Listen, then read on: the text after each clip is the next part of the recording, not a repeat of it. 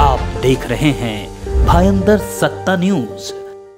हा जो विजय आहे हा माननीय नरेंद्र मोदी साहेब यांचा करिश्मा आणि माननीय मुख्यमंत्री आमचे नेते एकनाथ शिंदे साहेब यांनी केलेली मेहनत आणि ठाण्यामधील जनतेमध्ये त्यांचं असलेलं मनातील असलेलं स्थान याचा हा विजय आहे। धर्मवीर आनंद दिघे साहेबांचा आशीर्वाद या विजयाच्या पाठीमागे आणि सर्वसामान्य ठाणेकर जनतेचा सर्वसामान्य कार्यकर्त्याचा हा विजय आहे, खऱ्या शिष्याचा विजय। सर, शिष्यांवरनं आनंद दिघे यांच्या शिष्यांवरनं एक रान पेटलेलं पाहायला मिळालं। खरा कोण नकली कोण यावरून पाहायला मिळालं होतं, मात्र आता आपला विजय झालेला आहे। काय सांगा? ठाण्यातील जनतेने दाखवून दिलेलं आहे की धर्मवीर आनंद दिघे साहेबांचा खरा शिष्य कोण।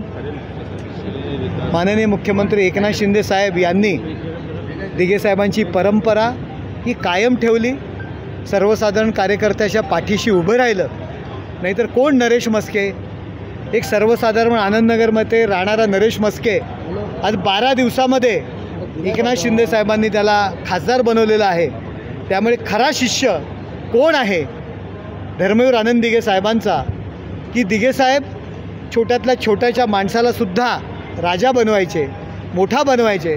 तशाच पद्धतीने एकनाथ शिंदे साहेबांनी माझ्या पाठीशी हात ठेवून मला सर्वसाधारण एक नगरसेवक म्हणून काम करणाऱ्या कार्यकर्त्याला आज खासदार बनवलेला आहे। त्यामुळे ठाण्यातील जनतेने दाखवून दिलेले खरा शिष्य कोण। गद्दार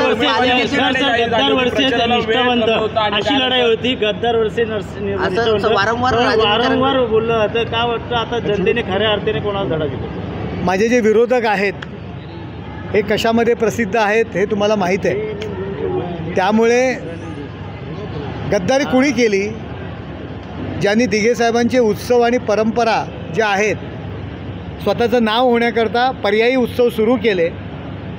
एकनाथ शिंदे साहेबांनी दिघे साहेबांचे उत्सव आणि दिघे साहेबांचे कार्यक्रम पुढे चालू ठेवले, तर यांनी स्वतःचं नावाकरता वेगळी चूल मांडली। ज्यांनी धर्मवीर आनंद दिघे साहेबांना कायम सातत्याने त्रास दिला त्यांच्या पाठीशी उभे राहिले। एकनाथ शिंदे साहेबांनी त्यांच्या विरुद्ध आवाज उठवला। त्यामुळे ठाणेकर जनतेला माहीत आहे खरा शिष्य कोण आणि खोटा शिष्य कोण, आणि जनतेने मतदानातून हे दाखवून दिलेलं आहे। सर, पालिकेतून संसदेत चाललेला आहात, काय नेमक्या भावना आहेत? कारण आतापर्यंत पालिकेत महापौरपद विचवलेलं आहे, आता डायरेक्ट संसदेत जाणार आहात, दिल्लीत जाणार आहात। नक्कीच हे आवडणार आहे। आपण एक मोठ्या कॅनव्हासवर, छोट्या कॅनव्हासवरून मोठ्या कॅनव्हासवरती चाललेलो आहे आणि एक ज्येष्ठ नागरिक कट्टा, आउटडोअर फिटनेस सेंटर या व्यतिरिक्तसुद्धा खासदाराची कामं असतात, हे ठाणे लोकसभामध्ये नक्कीच दाखवून दे। सर, राज्यामध्ये महायुती पिछाडीवर गेलेली दिसून येते, मोठा फटका शिंदे गटाला असेल, भाजपला सुद्धा बसलेला आहे। महायुती पिछाडीवरती गेली असं म्हणता येणार नाही।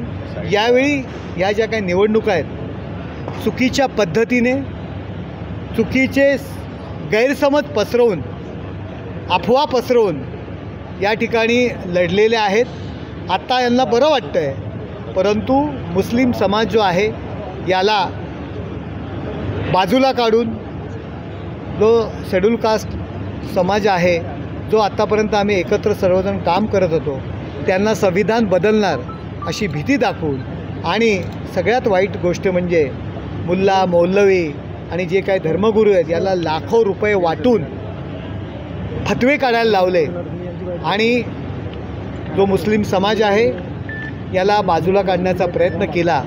परंतु निवडणुकीच्या दृष्टीने आपल्याला याचा फायदा झाला असेल, परंतु सामाजिक शांतता आणि सलोखा राखण्याच्या दृष्टीने ते चुकीचं काम केलेलं आहे। त्याही समाजाला कळेल की मतदानाकरता हे आपल्याला वापरतायत, आणि एकाच वेळी असा सर्व लोकांना एकत्र करून माननीय नरेंद्र मोदी साहेब यांच्या विरुद्ध एक जो चुकीच्या पद्धतीने प्रचाराची राय उठवण्यात आली त्यात हे लोक सक्सेस झालेले आहेत। सर, सामान्य कार्यकर्ता ते महापौर, आता लोकसभेचा चेहरा असणार आहे तुम्ही, मात्र आता या ठिकाणी जिल्हा प्रमुखपदी नवीन चेहऱ्याची संधी मिळणार आहे, महापौर म्हणून नवीन चेहरा समोर येणार, कसं बघतात? मी या ठिकाणी एक कार्यकर्ता म्हणून काम करतो आहे, या ठिकाणी पक्षाचा प्रवक्ता म्हणून काम केलेलं आहे, पक्ष संघटनेत काम केलेलं आहे, आणि हा जो माझा जो विजय आहे या विजयामागे माननीय मुख्यमंत्री एकनाथ शिंदेसाहेब आहेत. त्याचबरोबर आमच्या वहिनी ज्या आहेत, लता वहिनी, स्वतःच्या मुलाच्या प्रचारालासुद्धा गेल्या, परंतु सकाळी 7-7 वाजता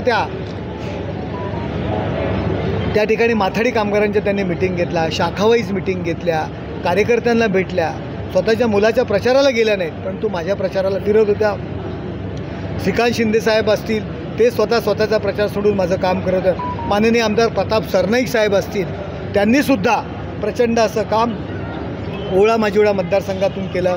गणेश नाईक साहेब असतील, विजय चौगुले आहेत, विजय नाटा आहेत, आमचे संजय वाघुले आहेत, त्यानंतर आमचे नरेंद्र मेहता आहेत, त्याचबरोबर संजय केळकर आहेत, मंदाताई म्हात्रे आहेत, गीता जैन आहेत, आमचे हेमंत पवार, आमचे पूर्वेश सरनाईक, आमचे राम रेपाळे, ही सर्व मंडळी आहेत, आमचे रवींद्र फाटक आहेत आणि आमचा सर्वसाधारण कार्यकर्ता, विभाग प्रमुख, शाखा प्रमुख, आमचा गटप्रमुख स्वतः उभं आहे. अशा पद्धतीने भारतीय जनता पार्टी असेल, मनसे असतील, अविनाश जाधव, निरंजन डावखरे असतील, त्याचबरोबर अभिजित पानसे असतील, आनंद परांजपे असतील, ही सर्व मंडळी, सर्व पक्षीय पदाधिकारी रस्त्यावर उतरली होती. 12 दिवसाचा खासदार आहे मी उमेदवारी डिक्लेअर झाली. 1 तारखेला, 3 तारखेला फॉर्म भरला आणि 6 तारखेला प्रचार सुरू केला.